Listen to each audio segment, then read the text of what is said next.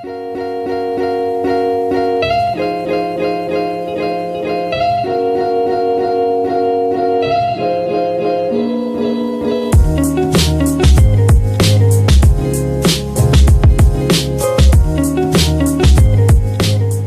video kali ini, saya akan menceritakan alur cerita film yang berjudul 127 Hours.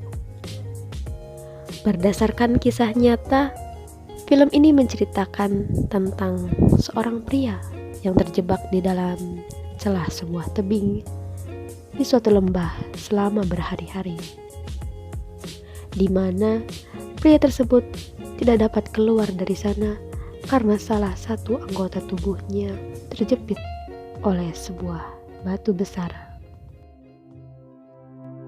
Film diawali dengan seorang pria bernama Aaron Reston yang sedang berkemas mempersiapkan peralatan makanan serta minuman untuk pergi ke suatu tempat. Setelah itu, ia pergi seorang diri menggunakan mobilnya keluar dari perkotaan dan sampailah di suatu tempat yang bernama Blue John Canyon, atau bisa juga disebut sebagai Lembah Biru John.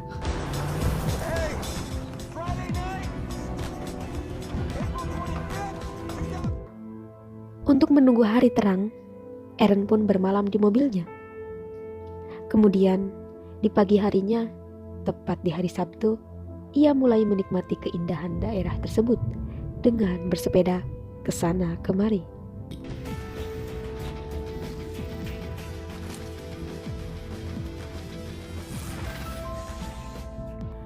Setelah puas bersepeda, Aaron menyimpan sepedanya di bawah pohon kecil dan berjalan di kaki untuk kembali menikmati tempat tersebut. Di suatu tempat, Aaron bertemu dengan dua orang wanita yang sedang tersesat bernama Christy dan Megan. Lalu ia pun menghampiri mereka berdua dan menunjukkan arah jalan pulang lewat sebuah peta yang mereka bawa. Aaron pun bisa mengetahui segala tempat yang ada di sana, karena lembah tersebut adalah tempat yang sering Aaron datangi untuk merefresh pikirannya.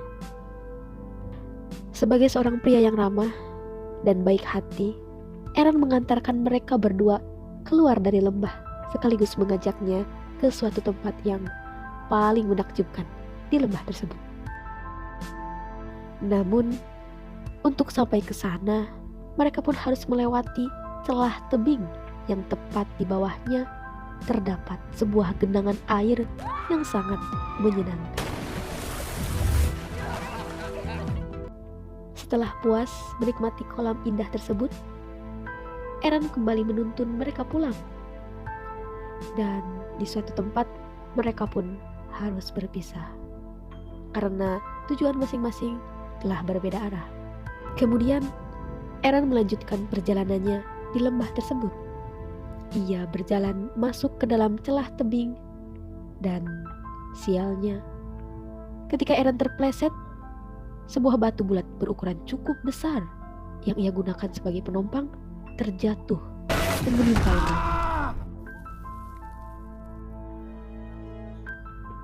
Dan kisah 127 Hours dimulai. Aaron seketika terdiam. Rasa tidak percaya dengan peristiwa yang menimpanya. Ia mencoba mengangkat batu besar tersebut dengan tangan kirinya yang masih utuh. Namun apalah daya, usahanya sia-sia untuk mengangkat batu besar tersebut.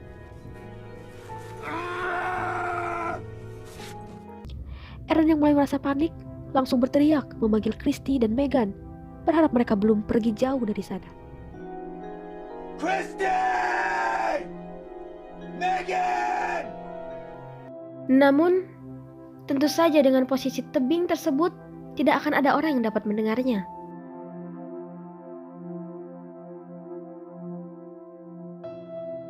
Setelah itu, Aaron mengeluarkan peralatan yang ada di dalam tasnya, berharap menemukan benda yang dapat digunakan untuk menyelamatkannya. Dan sialnya, ketika Aaron pergi ke lembah tersebut, dia tidak membawa handphone maupun radio. Namun, jika ia membawa kedua benda tersebut, Percuma saja karena di sana tidak terdapat sinyal sama sekali. Aaron pun mengambil pisau dan sedikit demi sedikit ia mencoba mengkikis batu yang menimpa lengannya. Namun tetap saja, untuk membongkar sebagian batu yang berukuran cukup besar, dibutuhkan waktu yang sangat lama. Sedangkan Aaron yang tidak mungkin bertahan lebih lama lagi karena persediaan makanan dan minuman yang seadanya. Hingga akhirnya hari pun berganti dan Aaron, dia masih berada di lubang kematian tersebut. Namun Aaron tidak pantang menyerah karena ia tahu seorang pria sejati harus tetap berjuang meskipun kegagalan adalah makanan sehari-hari. Aaron mencoba membuat katrol dengan mengikatkan talinya ke sebuah batu agar batu yang menimpa lengannya bisa diangkat oleh tali tersebut. Setelah talinya terikat, Aaron berencana untuk menarik batu besar tersebut di keesokan harinya.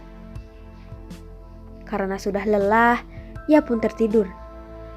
Namun, mimpi-mimpi yang selalu tidak sesuai dengan kenyataan terus saja menghampiri Aaron. Sampai-sampai ia tidak bisa tidur dengan nyenyak.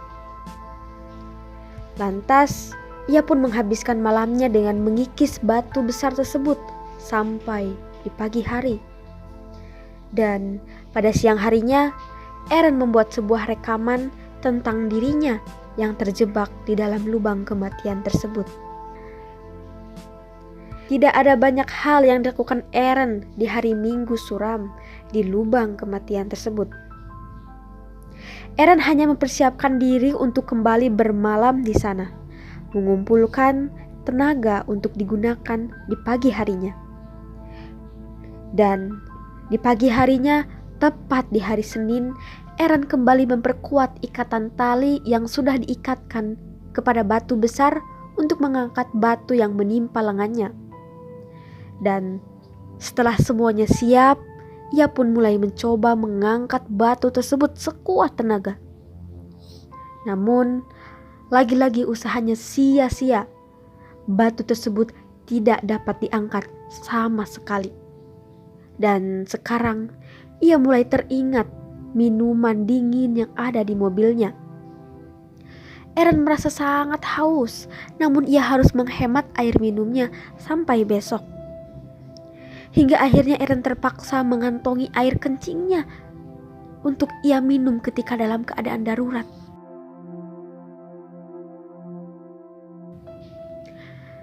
Dan berpikir bahwa salah satunya cara agar bisa keluar dari sana adalah dengan mengorbankan lengannya. Dengan kata lain, akan memotong lengan kanannya tersebut, dan ia pun mencoba melakukannya.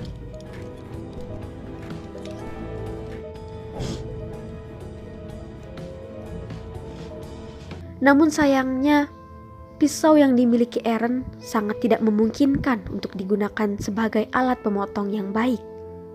Pisau tersebut memiliki ukuran yang kecil dan sangat tumpul, sehingga benda tersebut hanya mampu membuat lengan Aaron mengalami baret-baret saja. Lesson: don't buy the cheap made in China multi-tool.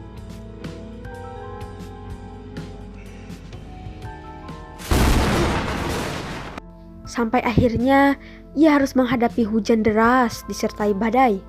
Yang semakin lama air hujan semakin membanjiri celah tersebut dan hampir menenggelamkannya. Kemudian ia pun menyelam ke bawah dan melepaskan tangannya dari batu besar yang menimpanya tersebut. Tak disangka, ternyata Aaron berhasil melepaskan tangannya dari batu yang menimpanya. Lalu ia pun segera keluar dari sana dan berlari ke arah mobil untuk mengemudikannya keluar dari lembah tersebut. Namun bukan apartemen atau rumah sakit yang ia tuju, melainkan rumah seorang wanita yang tidak lain adalah istrinya yang bernama Jessica. Tujuan Aaron pergi menemui Jessica adalah untuk meminta maaf karena sebelumnya mereka berdua telah bertengkar hebat, entah karena apa. Namun yang pasti sudah lama sekali. Di sana Jessica tidak mengatakan sepatah kata pun dan malah langsung meninggalkan Eren. Dan ternyata itu lagi-lagi hanyalah sebuah mimpi yang sangat menyebalkan. Eren masih terjebak di dalam celah tersebut bersama batu kematian yang menimpa lengannya. Hingga akhirnya 4 hari sudah Eren berada di dalam celah tebing. Di hari Selasa, ia mulai kehabisan air minum dan juga mulai merasakan sakit pada bagian jantungnya.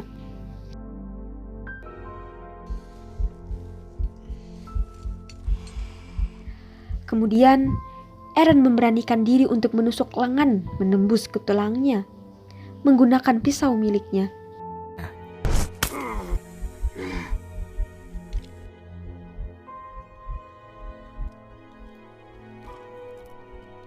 Saking kelaparannya, ia juga menjilat darah yang keluar dari lengannya sendiri. Dan di keesokan harinya, tepat di hari Rabu, yang artinya Eren telah berada di lubang tersebut selama 5 hari. Sekarang ia sudah kehabisan air minum dan terpaksa meminum air kencing yang telah dikantongi sebelumnya.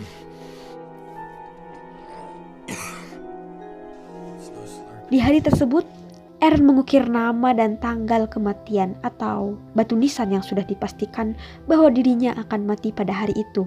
Karena masalahnya, ketika hendak pergi ke lembah tersebut, ia tidak berbicara kepada siapapun bahwa dirinya akan pergi ke sana.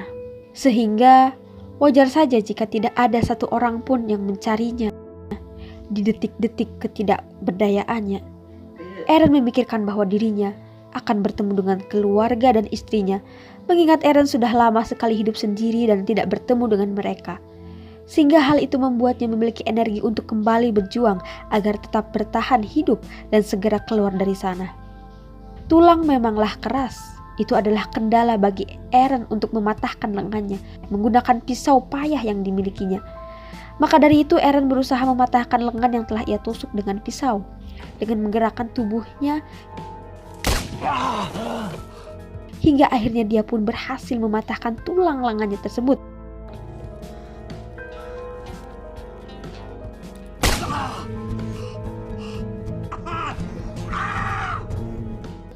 Dan sekarang Eren kembali merasa bersemangat untuk tetap bertahan hidup. Langkah selanjutnya yang harus dilakukan adalah memotong daging lengan dengan pisau payah miliknya. Dan operasi pun dimulai. Tidak ada bius yang digunakan untuk lengannya dan bukan pula pisau tajam yang ia miliki. Melainkan hanya menggunakan pisau tumpul yang dia paksakan sedikit demi sedikit untuk memotong daging lengannya.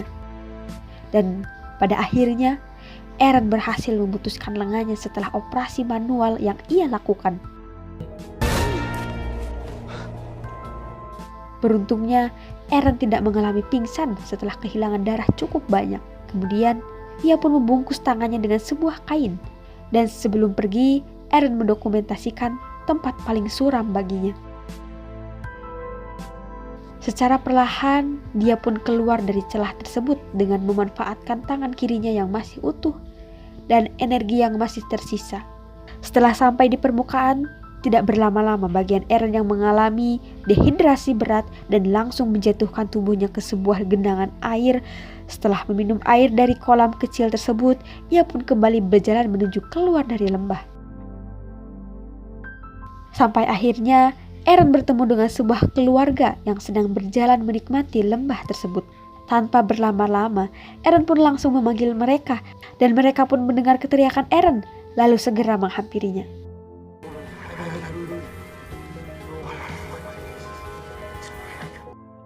Keluarga tersebut memberikan air kepada Eren dan menuntunnya menuju keluar dari lembah. Ibu dan anak dari keluarga tersebut berlari terlebih dahulu untuk mencari pertolongan, sedangkan si ayah berada di pinggiran untuk menemaninya berjalan.